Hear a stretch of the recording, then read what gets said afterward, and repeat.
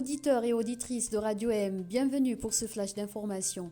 Le collectif de défense du journaliste en prison, Ihsan Al-Qadi, a tenu ce samedi une conférence de presse afin d'éclairer l'opinion publique sur l'évolution de l'affaire. Maître Zoubid Al-Soul, Abdallah Haboul, Saïd Zahi et Nabil Esmaïl ont relevé plusieurs dérives dans les procédures. Ils sont catégoriques. L'affaire Ihsan Al-Qadi est un procès politique. Ihsan Al-Qadi est un détenu d'opinion qui est poursuivi pour son travail de journaliste, ont-ils affirmé. Par ailleurs, les avocats ont donné des détails concernant l'accusation du présumé financement étranger sur la base de laquelle le journaliste est poursuivi. Maître Zoubid Al-Soul a expliqué qu'il s'agit en fait d'une somme de 25 000 livres sterling envoyée par Tinhinan Al-Qadi à son père, Ihsan Al-Qadi, depuis l'Angleterre, où elle est chercheure et conseillère pour plusieurs organismes. L'avocate explique que la fille d'Ihsan Al-Qadi a envoyé cette somme en plusieurs tranches en tant qu'actionnaire d'Interface Média pour aider l'entreprise qui était en crise. Aucun organisme étranger ne figure dans le dossier, affirme l'avocate. Toujours dans l'affaire du journaliste Ihsan Al-Qadi, la chambre d'accusation devra examiner demain la demande de sa liberté provisoire. Le collectif de défense a annoncé le boycott de l'audience suite au rejet par le président de la Cour d'Alger de leur demande récusant la composante de la chambre d'accusation.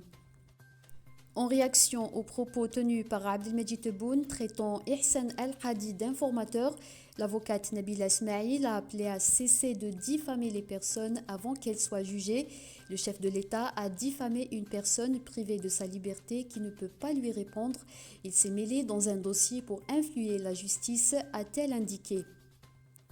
Dans le même contexte, le collectif international d'avocats qui s'est constitué pour défendre Ihsan Al-Qadi a également réagi aux propos du président Abdelmejid Tebboune. Dans un communiqué rendu public, le collectif a indiqué que le président Tebboune doit cesser ses atteintes à l'indépendance de l'autorité judiciaire et à la présomption d'innocence d'Ihsan Al-Qadi.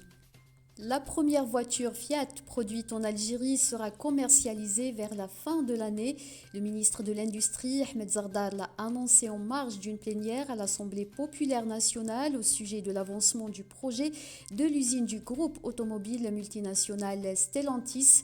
Le ministre a souligné que ces véhicules seront contrôlés et testés par les services des mines avant leur mise en vente sur le marché national.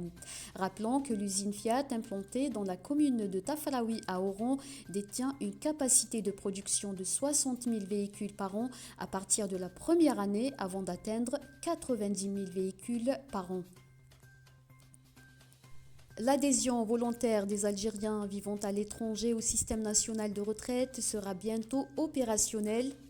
Le ministère du Travail, de l'Emploi et de la Sécurité sociale a annoncé dans un communiqué que le portail électronique dédié au système national de retraite sera ouvert à partir de lundi 6 mars.